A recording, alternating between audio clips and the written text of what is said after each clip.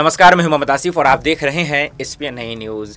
जहां एक तरफ केंद्र की सरकार ने पेट्रोल डीजल के दाम कम किए तो वहीं कांग्रेस के लिए अब जो परेशानियां हैं वो बढ़ गई हैं। आलाकमान के लिए परेशानियां बढ़ गई हैं वो तब जब राजस्थान के ही कांग्रेस के ही नेता जब उन पर सवाल खड़े कर रहे हों, वहीं के गृह मंत्री जब सवाल खड़े कर रहे हों और कांग्रेस के ही खेमे में तहलका मचा हो, तो ऐसे में आलाकमान के लिए बुरी खबर है और वो ये जो मैं आपको इस वीडियो में बताने की कोशिश करूँगा।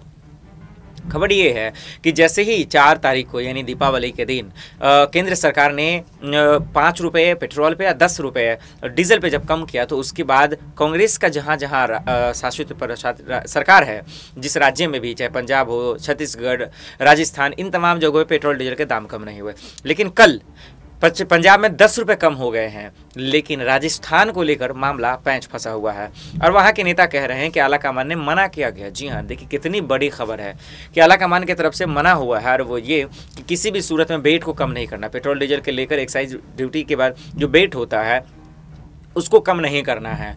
इसको लेकर अब सवाल हो रहे हैं, बहस शुरू हो गई है। लेकिन सवाल ये है कि केंद्र सरकार ने सिर्फ 5 रुपये कम किए हैं और जब पेट्रोल डीजल के दाम बढ़ रहे तो सबसे ज़्यादा राजस्थान में ही थे। तो सवाल ये है कि आखिर कैसे कम होगा? नहीं होगा तो आलाकमान अगर इजाज़त नहीं दे रहे हैं तो क्यों नहीं दे रहे हैं? अगर कांग्रेस के नेता के बयानों को मानना जाए तो पंजाब में खैर सवाल जवाब होने के बाद नवजोत सिंह सिद्धू ने भी सवाल खड़े किए थे, तो वहाँ तो पेट्रोल डीजल के दाम कम हो गए। लेकिन अब इस बीच में सवाल ये है कि अगर कांग्रेस बाकी राज्यों में कम नहीं करती है तो चुनाव में कितना बड़ा फर्क पड़ेगा।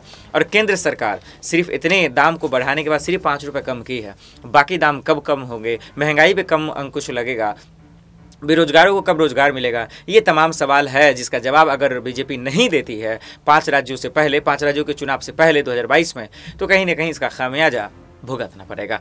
फिलहाल के लिए इतना ही, बाकी खबरों के लिए देखते रहें एसपीएन नई न्यूज़। नमस्कार।